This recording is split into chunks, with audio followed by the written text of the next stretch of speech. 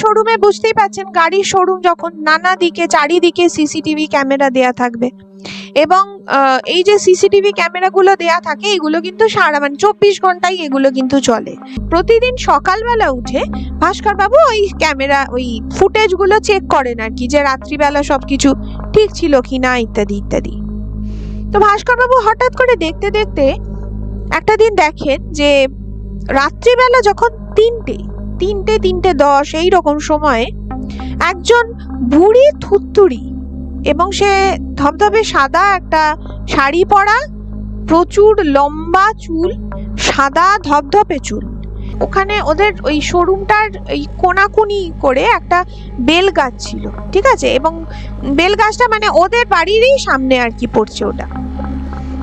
তো ওই বেল গাছের ওখানে গিয়ে বৃদ্ধা ভদ্রমহিলা পুরো ভ্যানিশ হয়ে গেলেন।